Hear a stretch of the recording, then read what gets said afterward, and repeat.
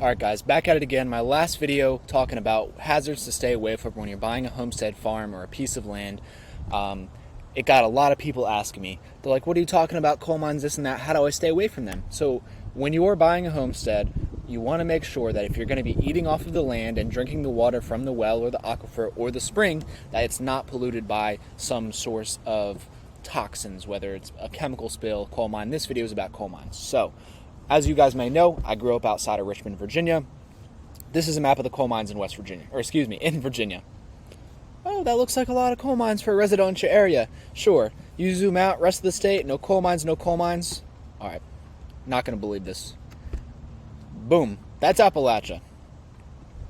You want to live out there, it's beautiful. It's literally my username. I love the mountains not more than everybody, but I enjoy them very, very much.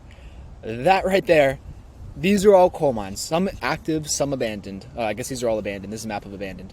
So that's crazy. I almost bought land in some of these areas where I talk to the locals and they're like, oh, the water's fine, the water's fine. And you look at the tests and the water's like really not fine. Every single one of those red dots, it says it's a priority 1 and 2, which depicts sites which threaten the health and safety of and general welfare of the public. Every single one. Almost the entirety of Appalachia. When you go deep into the mountains, when you start seeing like I-81 and you see where it's nice open valleys and pasture, that's generally cool. But as soon as you cross those mountains to where it's just like this, mountains, and there's no valleys in the middle, that's where they mine for coal. It's very easy to see. That whole area, it blew my mind the first time I saw this, because I was in some of these towns and I'm like, why do people seem so unhealthy? What's it going to be like? I'm asking people about the water. This is it. Like, this is crazy. Guys, this is crazy. The amount of coal mines. It's so... Okay, anyways, so let me backtrack. The start of America. Jamestown, Henricus. All right, Williamsburg, Virginia is right around here. Zoom in. That little island, Jamestown Island, everything started there. John Smith, Pocahontas doing their thing. They come upstream, da-da-da-da-da. Eventually, now there's Richmond. Say, hey, we need some resources. Start mining for coal. Then they said, all right, there's not enough coal here or whatever. We got all the coal. Screw it. We're going straight to the mountains. And what happens when you go to the mountains is all this coal.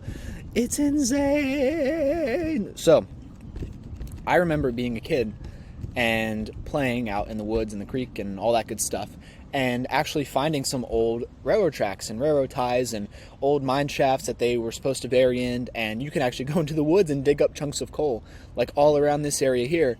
The west end of Richmond, that's like the good part of town. That's where the suburbs are. That's where, like, down in here, River Road, that's where all the fancy old money Richmond is. Like, these are huge radiuses where it's completely developed now. And you can still find coal in these places. I remember the old heads telling me, hey, I remember when this whole area used to be just piles of coal ash, and there'd be the rednecks out there just skeet shooting, trap shooting for clay pigeons. This area right here, when I was doing some work, I had a client in this red area, actually right in here, and they were telling me that back in the day, I don't know if it was the 90s or whatever, the neighborhood was built in the 70s. Shortly after it was built, someone's whole entire front yard had collapsed because there was an old mine under there that wasn't filled properly, and there was like full trees that just whoosh, gone, and the company had to come in and fill it with concrete and backfill it. The Pine Run area over here, I think up until the 90s, when they built like this part of the neighborhood, and then this whole side, they didn't start that because it kept sinking down. They would dump trucks full of coal ash, which is highly, highly toxic, into these holes and packed it down until it was finally done settling, and then they built houses on top of them. So if you're growing a garden in this area, you do not want to be eating from that dirt because it's full of lead, arsenic, mercury, like random I know lead, arsenic, but there's just all sorts of just byproducts and hazardous waste that you want to stay away from. Living here, hey, it's probably not a whole big deal. Raised bed, it's the suburbs, no one's really farming out here. But yeah, over, 1701 or something like that, that's Mannequin, Virginia, out in Goochland County and such. That's where the first coal mine was, and they started out there, went all the way west. So Blacksburg is where the college is. They do a lot of testing of the water quality. So I was down in here. I believe this is over near Dickinson County, Virginia. When I talked to a local real estate agent when he was helping me find some land that I was thinking about moving to, he told me that about 80% of the entire county is owned by the coal companies.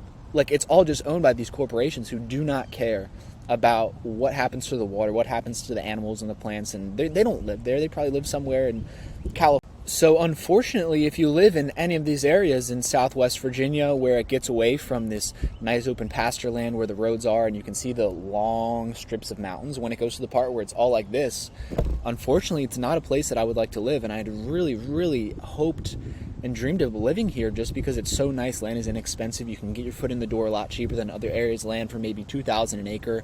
It just seems very, very appealing. But this is what it doesn't show on Zillow. This is what it doesn't show when the real estate agent is walking you through the property, because most people who do live here have lived there for generations and they're kind of in denial about how unhealthy it is. And my heart goes out to all these people because they're drinking water from the aquifers that have been completely polluted. And, even if they're just hunting game animals and they're having some deer, the deer has been eating all this stuff that is absorbing all these toxins. So I actually met a guy online, a friend of a friend, who actually goes and reclaims these sites, and that's part of his business model, which I think is very needed in, just central Appalachia, the whole state of West Virginia for the most part.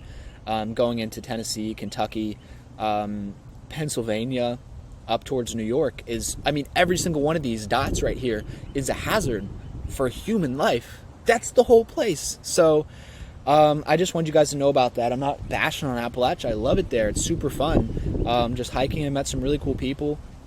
A lot of backwoods folks that are growing their own food. But I would not want to live in the middle part of this area, even though the land is cheap. It's just unfortunately been polluted.